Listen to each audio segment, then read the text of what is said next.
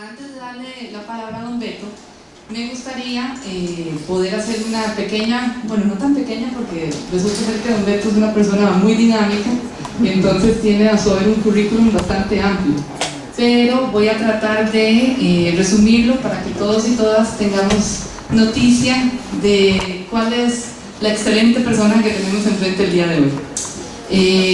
Don Beto Cañas Escalante, quien, como bien lo señaló el doctor Arnoldo Mora Rodríguez, filósofo costarricense, es toda una institución cultural en nuestro país, un ser humano multifacético, abogado, político, escritor, tanto novelista como dramaturgo, periodista, crítico de teatro, cine y literatura en general, activista político e ideólogo, intelectual, académico universitario, funcionario público.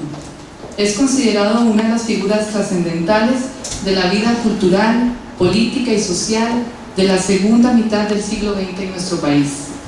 Don Alberto Josefino nació un 16 de marzo de 1920.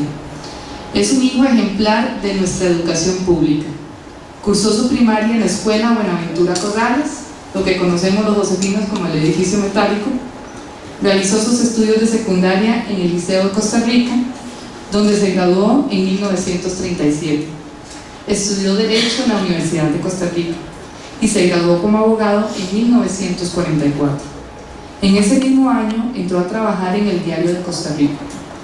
Don Beto es de la misma ilustre generación de don Rodrigo Facio, Carlos Monge, Gonzalo Facio, Jorge Rossi Chavarría y Hernán González, quienes constituyeron el grupo de intelectuales que después de la Revolución de 1948 cambiaron la fisonomía política costarricense.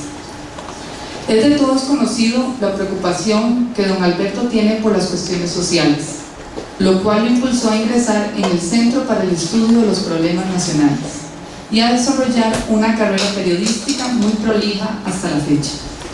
Fundó y dirigió el diario La República en 1950 y más tarde se hizo a sí mismo cargo del Excelsior.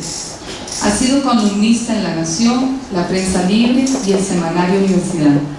Ha sido también director de la Escuela de Artes Dramáticas y decano de la Facultad de Bellas Artes de la Universidad de Costa Rica, director de la Revista de Cultura General de la Universidad Estatal a Distancia, presidente del Instituto de Cultura Hispánica. Fue embajador de Costa Rica en las Naciones Unidas entre 1948 a 1949, durante la redacción de nada menos que la Declaración Universal de los Derechos Humanos. También fue viceministro de Relaciones Exteriores, embajador y 2 veces diputado por San José. Además fue el primer ministro de Cultura, Juventud y Deportes en 1970. Durante su administración desarrolló una labor editorial de rescate de los valores culturales y literarios costarricenses. Fue presidente de la Asamblea Legislativa de Costa Rica en 1994. En cuanto a su trayectoria académica, fue el fundador de la Compañía Nacional de Teatro en 1971.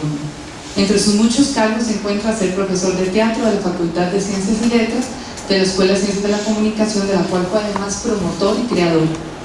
Fue presidente de la Asociación de Periodistas en 1952, presidente de la Editorial Costa Rica desde 1960 y por varios años presidente de la Asociación de Escritores. Miembro de la Junta Directiva del Seguro Social en 1989, presidente de la Academia Costarricense de la Lengua, institución que reúne a los principales intelectuales del campo literario de Costa Rica. Entre sus muchos galardones se encuentra el Premio Magón de Cultura en 1976, el Premio García Monge y numerosos premios Aquileo Echeverría. Recibió un doctorado honoris causa de la Universidad Estatal a Distancia y ha recibido la condecoración Comendador de la Orden de Liberación de España en 1951, la Gran Cruz de la Orden de Vasco Núñez de Balboa de Panamá en 1957 y la condecoración Estela de la Solidariedad Italiana de la Clase en 1959. Este año recibió el Premio Pío Víquez de Periodismo en reconocimiento de su larga carrera como periodista. Aún está activo como profesor universitario de esta carrera. En la actualidad don Beto es presidente y miembro permanente, junto con otras 20 personalidades literarias del país, de la Academia Costarricense de la Lengua. Además es presentador del programa Así es la Cosa, en Radio Monumental, junto con don Fernando Durán y Álvaro Fernández, y autor de la famosa columna periodística Chisporroteos, que lleva más de 40 años tocando temas de actualidad nacional y haciéndole quedar como uno de los formadores de opinión más respetados del país. Además se desempeña como profesor de la Universidad de Costa Rica en las carreras de la Facultad de Ciencias Sociales. Así que este es un pequeño resumen de la gran, larguísima, fructífera trayectoria de don Beto Cañas, que para todos nosotros, sus presentes, pues realmente es un honor poder compartir esta tarde con él el día de hoy.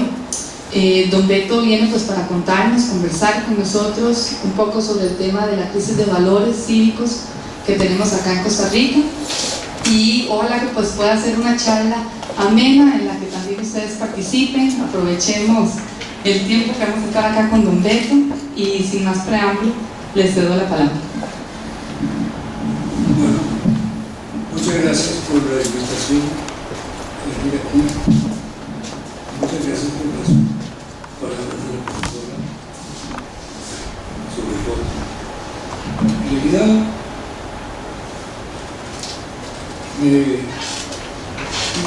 las cosas que más me agradan en esta vida es poder conversar con los estudiantes.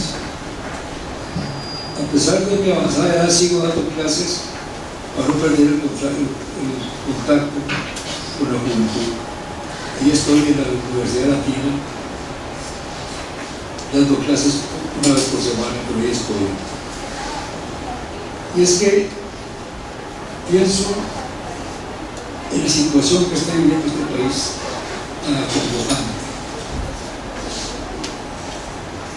Yo creo que, salvo que todavía no he empezado a matar gente,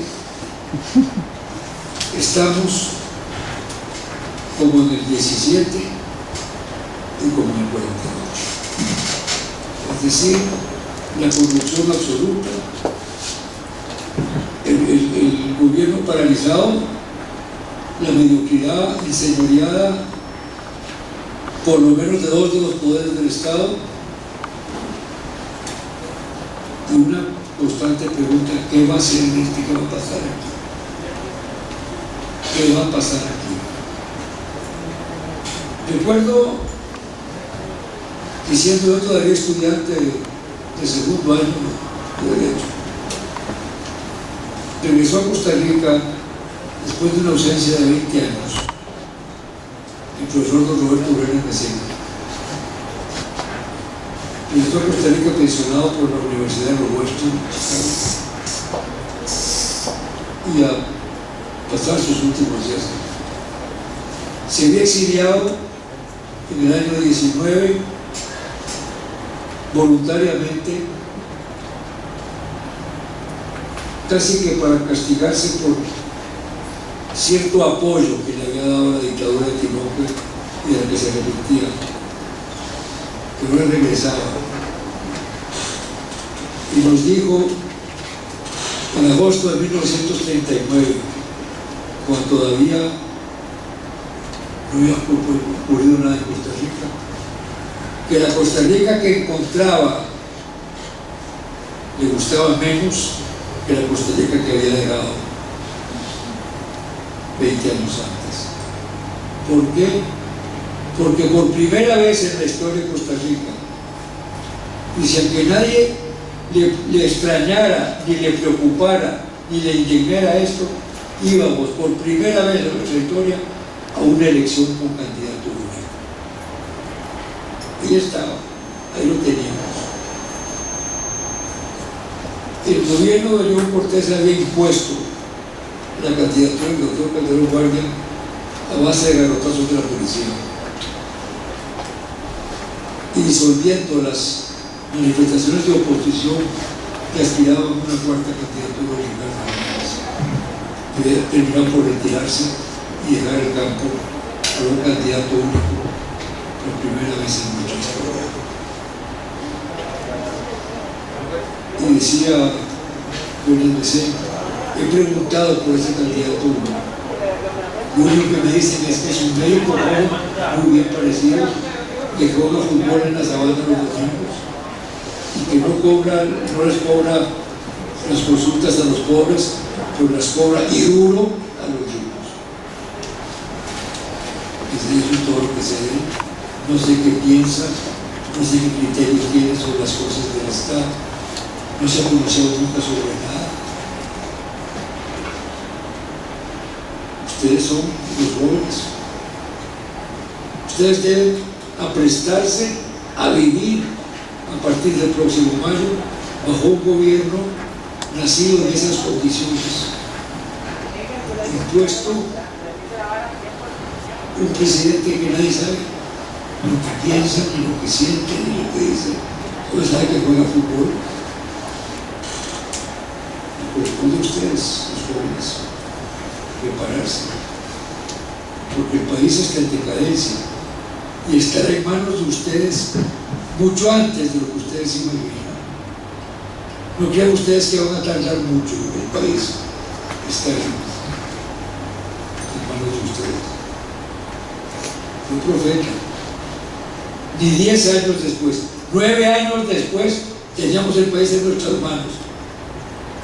Pues ya sabíamos que había que hacer con él, porque habíamos seguido como jóvenes, por lo menos el grupo activo de actividades estudiantiles, ubicado prácticamente todo en la escuela de Derecho, con un poco de apoyo en la escuela de farmacia que estaba ahí contigua,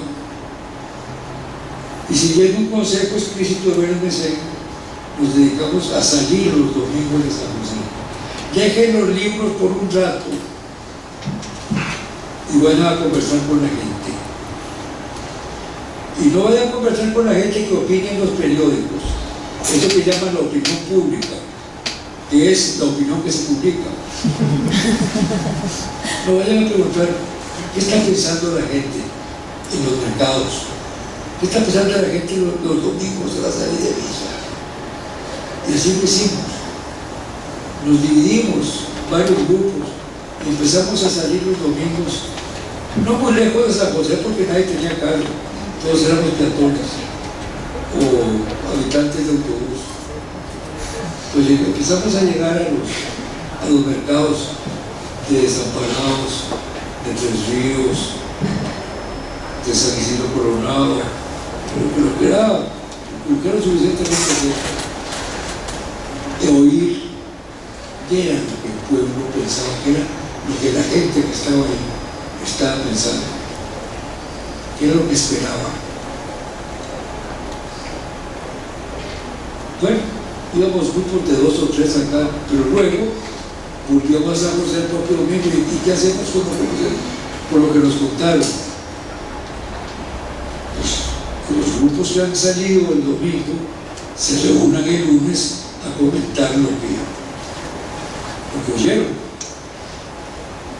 Y de esa reunión de lunes surgió lo que luego se llamó, lo que se llamó desde el primer día, el Centro para el Estudio de Problemas Nacionales,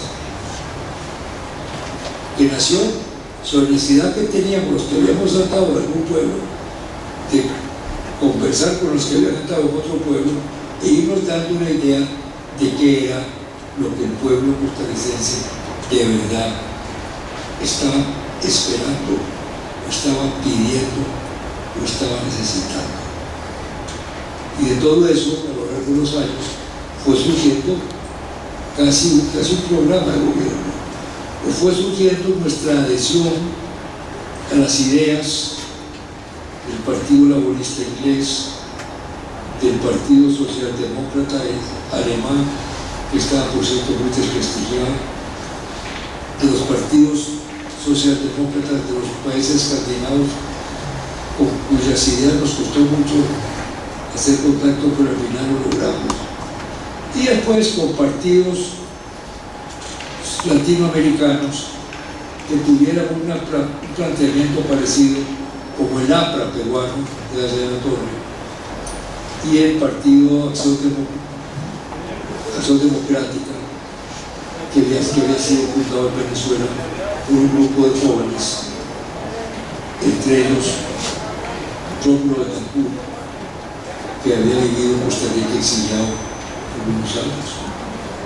Hicimos contacto pues, con esos grupos para saber lo que estaban pensando y pedirles que nos mandaran documentos y programas de gobierno, sin pensar en que eso pudiera llegar a convertirse en una internacional socialdemócrata como 20 años después no fue.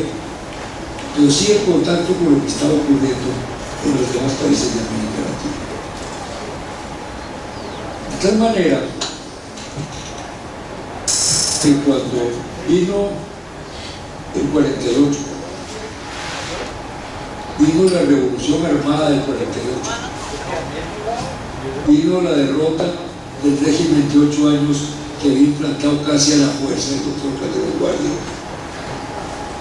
escudándose en la fundación de una universidad, en la fundación de una caja de seguro social, en la fundación de un cuadro de trabajo, como para demostrar al país que tenía que seguir gobernando, porque de hecho es otras cosas.